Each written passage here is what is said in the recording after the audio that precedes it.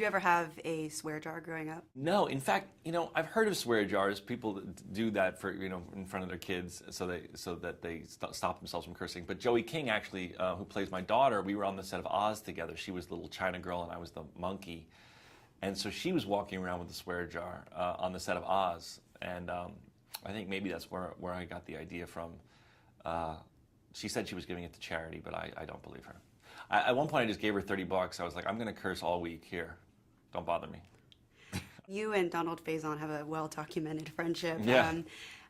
He makes a cameo in the film. How was reconnecting with him on set? Well, he's just so funny, and he's my best friend. And there wasn't really a role for him, and in a larger role for him. But there was this funny cameo, and he said yes, and it was a blast.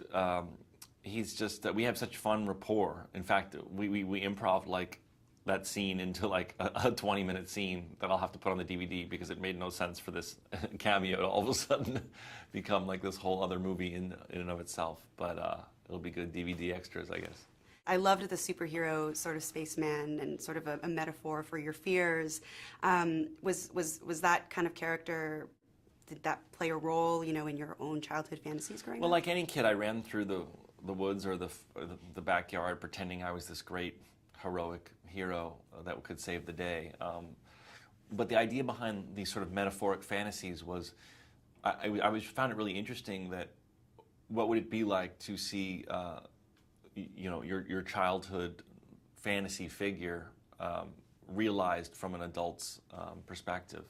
So his sort of guardian angel in his mind is the vision he had of himself as a heroic man. And part of what the film's about is like, what is it like to be a real hero in real life in 2014? Wish I Was Here is sort of based on your life a little bit. What was the most deeply personal moment for you?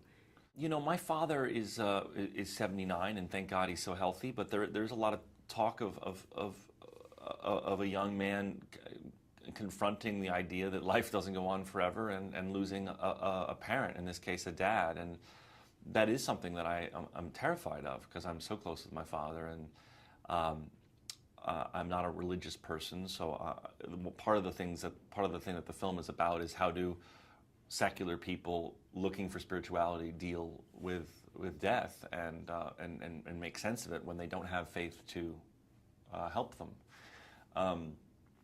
So that is very real and very true for me.